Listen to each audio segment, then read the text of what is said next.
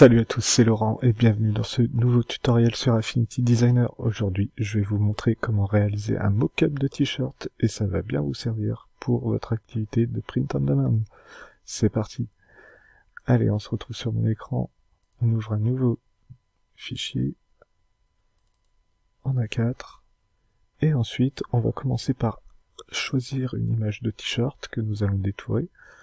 Donc pour cela, on va utiliser le studio stock, le stock de chez Pixabay, et on va marquer t-shirt tout simplement et essayer de voir si on n'a pas un petit t-shirt blanc qu'on peut détourer.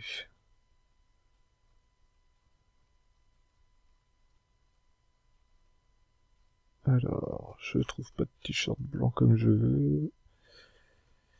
Tac, faut peut-être l'écrire différemment, qui sait.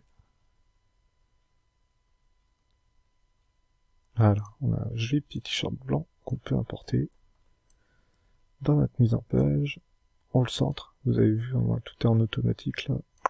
On le centre, on ajuste la taille, donc en maintenant CTRL, on peut ajuster en son milieu.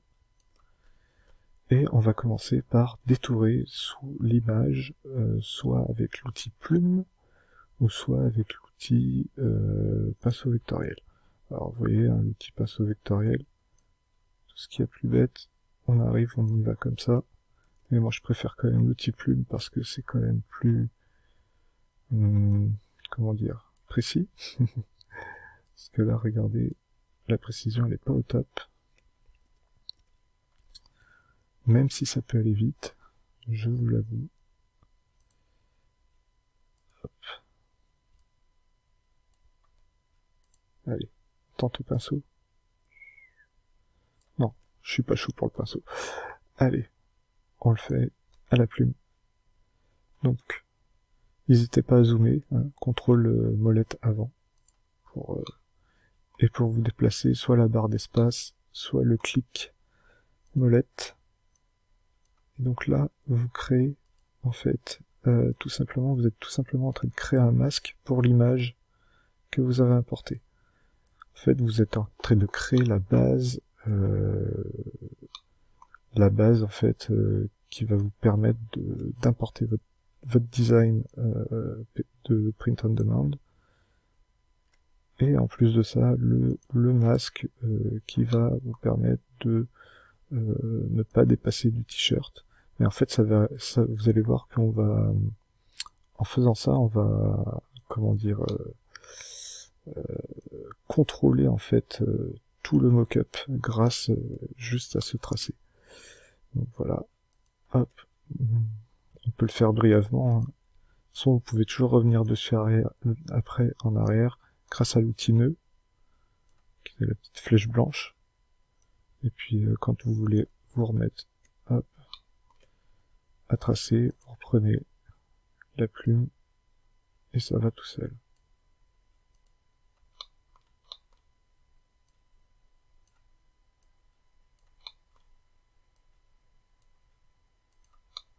Voilà, je trace rapidement tout ça.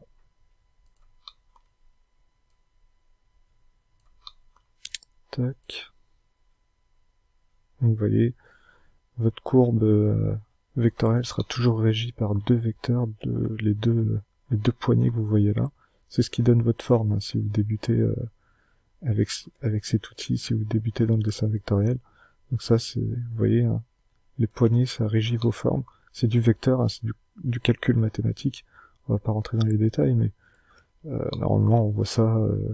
Bon, moi je l'ai vu en BTS, mais on voit ça en terminale généralement aussi. Voilà. Quand vous voyez que vous avez une poignée comme ça, vous avez juste à recliquer une fois dessus sur le point et la poignée disparaît. Et là vous pouvez repartir du point 0. Hop. Et on a bientôt fini de détourer notre t-shirt. On est bientôt à la fin. Donc ici, il faut bien fermer le contour. Vous voyez, quand on arrive au bout là, il faut bien sélectionner le contour et normalement votre votre curseur se met à changer. En fait, au lieu d'avoir un petit plus, vous avez un rond qui apparaît. Donc là, on le voit à peine, mais il faut pas être comme ça, mais il faut bien fermer. Vous voyez, avoir le petit rond qui apparaît et venir fermer votre contour pour avoir une courbe complètement fermée et parfaite. Donc, vous pouvez enlever le contour, on n'en aura pas besoin. Et ensuite, ce que vous faites, c'est que vous allez prendre cette courbe-là, donc le calque courbe, et vous allez le dupliquer. Vous faites un contrôle droit, dupliquer. Vous prenez le calque courbe, donc vous cliquez gauche et glissez votre calque, mais bien glissez-le bien sous l'image. Rentrez pas dans l'image, mais allez bien sous l'image.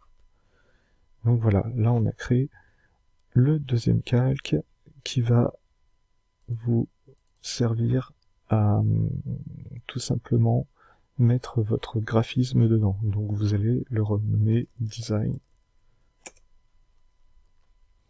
Et ça, c'est fait. Ensuite, une fois que vous avez fait ça, vous cliquez glisser votre calque image dans le calque courbe. Et là, ça va vous créer un masque. Donc là, il faut bien rentrer dans le calque courbe, et vous voyez que là, on est bien dedans. Et donc, ça vous crée un masque autour de votre image, de votre t-shirt. Ce qui fait que tout ce que vous allez mettre dedans, tout ce qui sera à l'intérieur, en fait, sera coupé par le masque. Et en fait, vous allez voir que si on rentre dedans, tac, qu'on déplace notre image, vous voyez, on a la forme du t-shirt qui est bien distincte. Et donc du coup, si vous modifiez les configurations du document et que vous prenez un arrière-plan transparent, on va toujours avoir de la transparence là-dessus. C'est-à-dire que même si vous avez un fond dans votre image, celui-ci n'apparaîtra plus.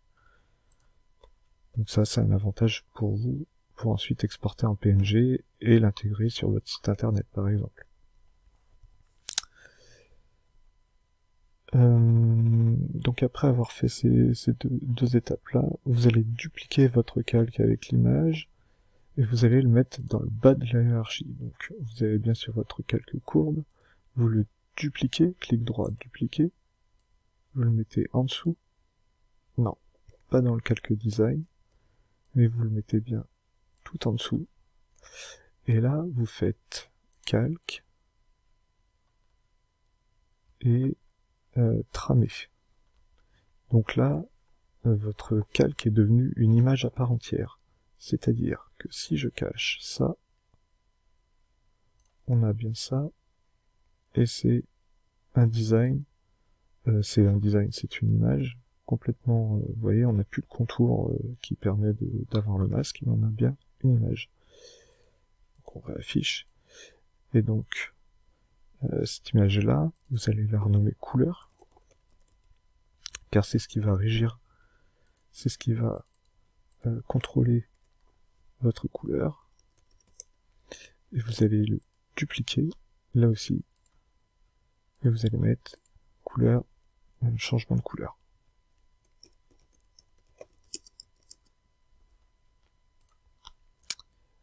Ensuite, suite à ce changement de nom, vous cliquez sur effet de calque, juste en dessous, le petit bouton effet de calque, et vous allez cliquer sur superposition de couleurs. Tac. Et donc là, vous voyez que si je cache ça, tout mon calque est devenu noir. Bah oui, il a pris la couleur que j'ai là. Donc ici, vous allez pouvoir utiliser toutes sortes de couleurs. Hein.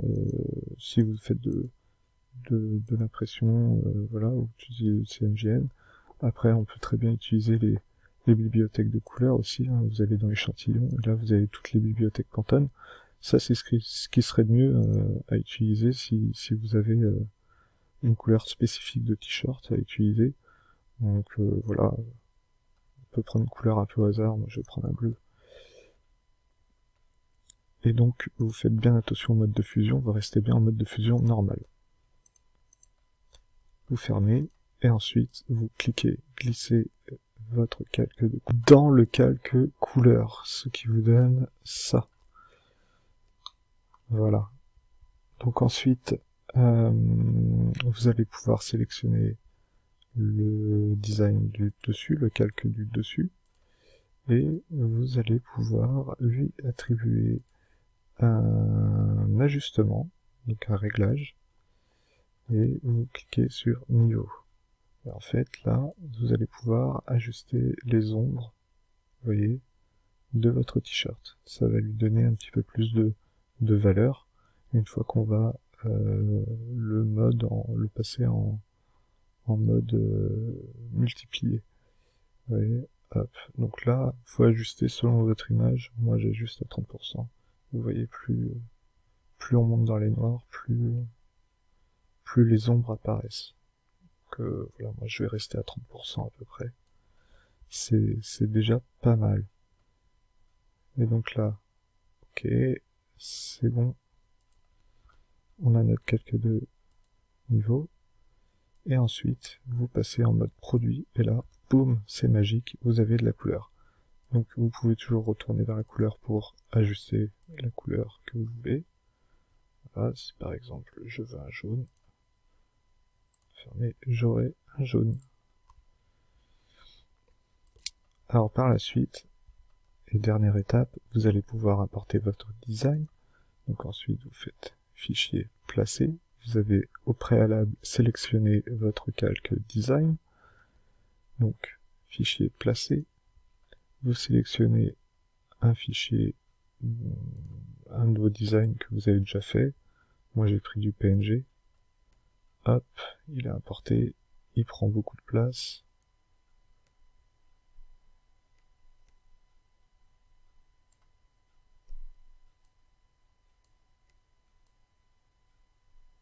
Tac. Et vous pouvez le mettre sur votre design. Voilà. Alors dans le cas où vous auriez envie d'importer ça sur un t-shirt noir, vous pouvez toujours changer la couleur. Et là, je vous conseille de vous mettre sur un noir à 80%, je dirais, ou un noir, voilà, un noir CMJN, enfin voilà, un noir, pas un noir très très puissant. Sinon, les ombres que vous avez ne vont pas ressortir après que vous avez sur votre t-shirt. Donc après, vous pouvez toujours retourner dans les réglages et ajuster encore plus les ombres. Et vous voyez que là, on a vraiment un t-shirt noir qui a un très bon rendu. Et bien sûr, votre fichier ici, il faut bien sûr que votre impression soit en blanc. Donc fichier, placer, on va prendre un design en blanc, ouvrir, hop, et on va l'ajuster.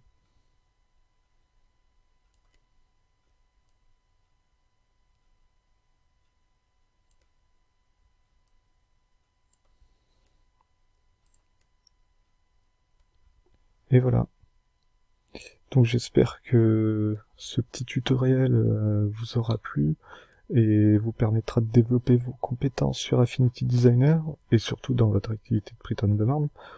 Sur ce, je vous laisse, je vous souhaite un bon apprentissage sur Affinity Designer et je vous dis à la prochaine pour un nouveau tutoriel. Pendant ce temps-là aussi, n'hésitez pas à liker et à commenter cette vidéo. Et si vous êtes curieux, n'hésitez pas à aller visiter ma boutique sur Spreadshirt. Ça s'appelle le Wow Shop. Et si les designs vous plaisent, n'hésitez pas à les offrir ou à les acheter pour vous. Allez, à la prochaine, salut!